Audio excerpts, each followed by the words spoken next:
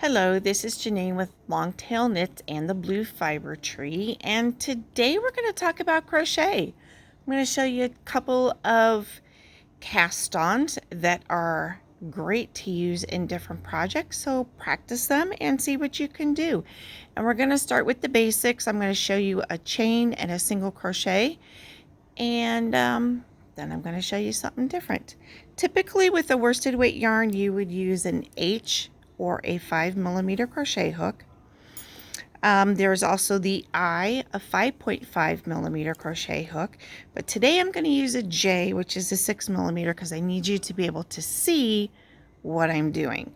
So as with all yarn crafts, or most, we're going to start with a slip knot, and we're going to put the slip knot on the crochet hook, and we're going to pull this up a little bit. Not too tight, you want it snug. Now the area between the taper and this part of your hook where you typically keep your thumb, this is the gauge area, and I'm going to call that the shank of your crochet hook, and that's what makes your stitch the size that you need it to be. In order to do a foundation chain, which is typically what most patterns will have you do, is they will tell you to chain so many stitches.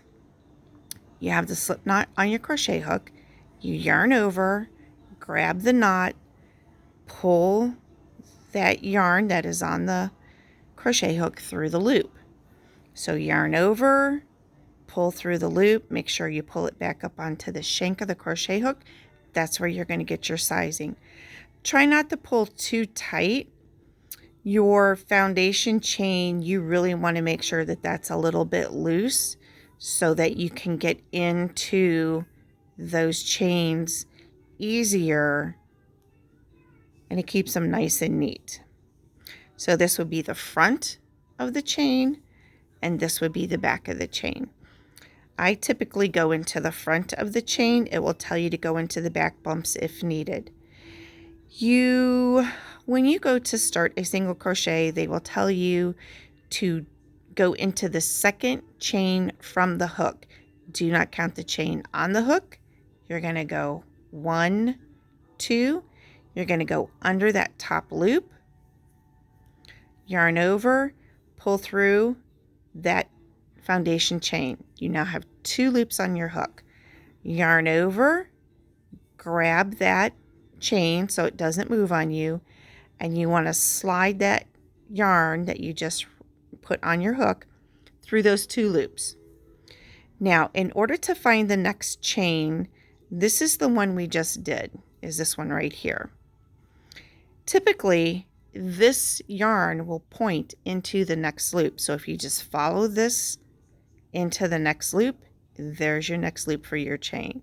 Makes it a little easier so that you don't miss chains when you are doing your stitches. So as you can see, this is what we just did, and this is the next chain that we're going to go in. Yarn over, pull up a loop, have 2 on your hook, yarn over, grab, pull through the 2 loops, a finished single crochet. So that is how you would do your foundation chain, and then do single crochets back across.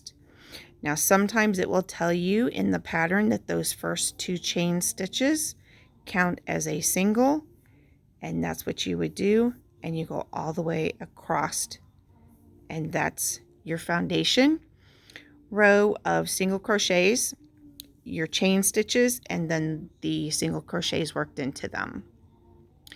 In the next video, I will show you how to do a foundation single crochet that will work the chain and the single crochet at the same time.